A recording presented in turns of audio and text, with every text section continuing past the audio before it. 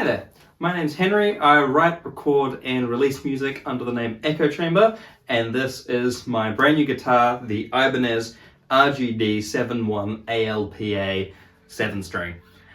This is the 4th 7-string that I've owned, and the second Ibanez RGD series that I've owned behind this RGD71ALPA, which is a similar kind of price point, a similar range.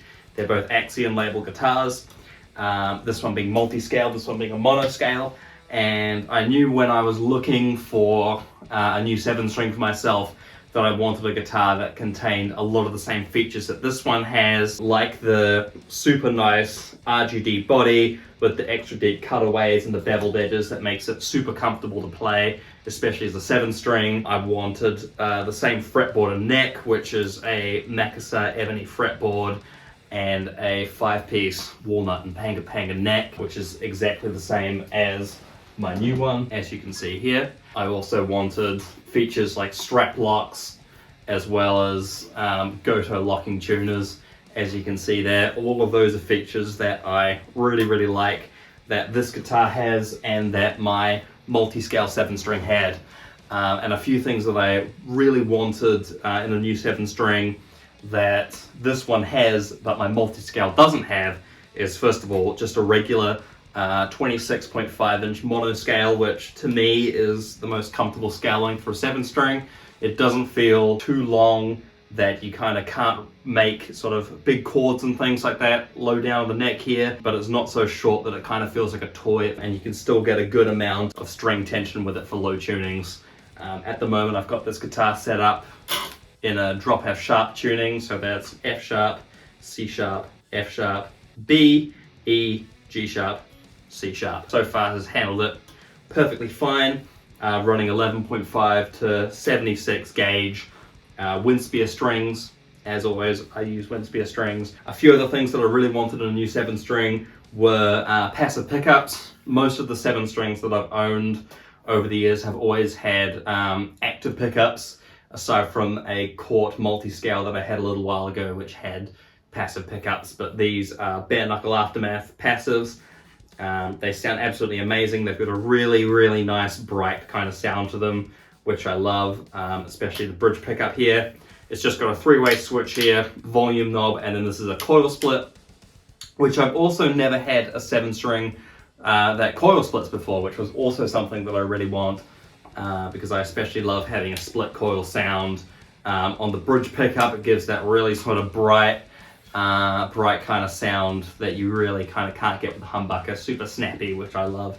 And I've had all of my 6 strings have had split coils, and also my 8-string can coil split, but I've never ever had a 7-string that can coil split. It's got lumen lace side dots here. I absolutely love the neck. It's super nice and thin. Combine that with the extra deep cutaways, the beveled edges and all that here, you've got really easy upper access to the 24th fret on the low string, which is pretty essential. And it really feels like they've designed this body and they've designed this neck with 7-string in mind, as opposed to sort of designing a 6-string and then kind of building a 7-string sort of around the formula for the 6-string, which really doesn't work. To me, they're very different instruments, and you really need to have a whole different approach to design when you're building a 7-string. The body is a layered Naito and ash, which is really cool. It's got a decent amount of weight to it. It's not super heavy, and there's a poplar bill top over that as well, which is really nice.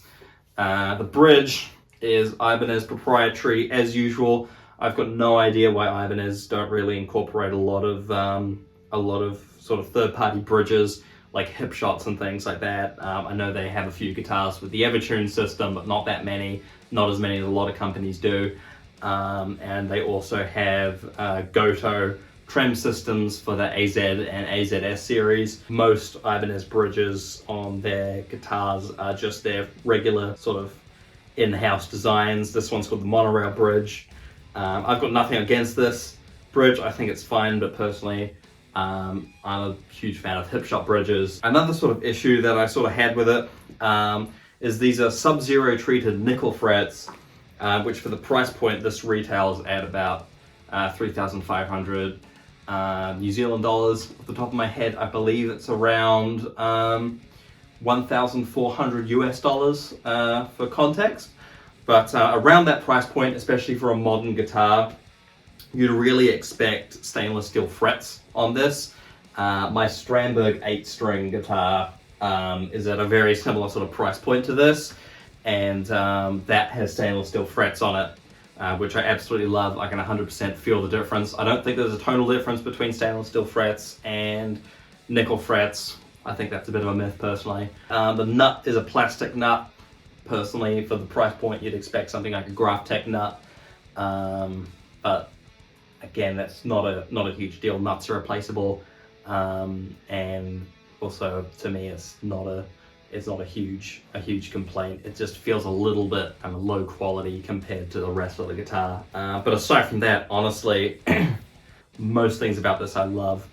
Before the video ends, I just want to say thank you to everyone who checked out the last one, the Korn riff video. That one just absolutely blew up. I think right now it's sitting at 13,000 views, and I got around 60-70 subscribers from that one as well, which is just absolutely awesome. I'm sitting at about 230-ish at the moment, which is just absolutely mind-blowing.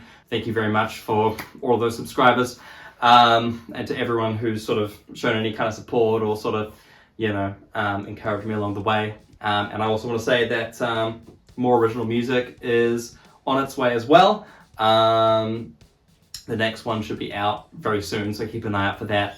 And aside from that, I'm going to leave the video there. And thank you so much for watching. I hope you enjoyed the demo that I was playing there before for you. Thanks for watching. See you in the next one. Bye bye.